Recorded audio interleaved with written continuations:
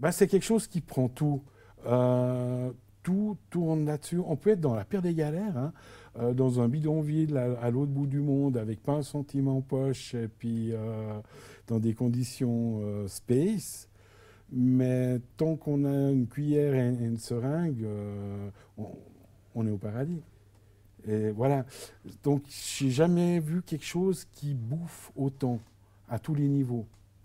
Donc vous le dites à la fois intérieurement, personnellement, mais aussi Intérieurement, psychiquement, relationnellement dans la aussi. tête, dans les relations, dans tout, hein. Un couple de toxicomanes, c'est un couple à trois. Et la drogue passe avant l'autre. Alors en 2005, vous vous retrouvez en prison et là, il se passe quelque chose d'un peu particulier. Vous faites une expérience spirituelle un peu originale. En quoi consiste-t-elle? Ben, j'ai entendu une voix.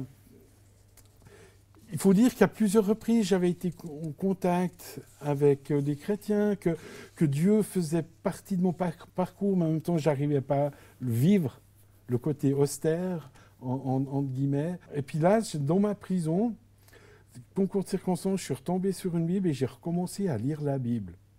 Et là, il s'est passé plein de choses intérieurement. Mais pour moi, la première des choses, c'est que j'avais été trop loin dans beaucoup de domaines et que de toute façon, c'était plus pour moi, que c'était coupé. Et là, moi, je me faisais une raison à ça, où je m'envoyais moi-même en enfer en disant, ouais, pour moi, maintenant, c'est bon, quoi. Mais tout est fini, c'est désespéré. C'est désespéré, il n'y a plus rien à faire, quoi.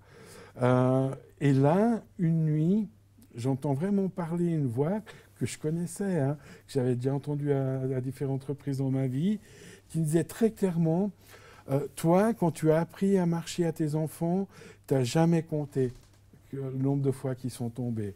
Moi non plus, je ne compte pas. Je te donne la main, tu peux te relever.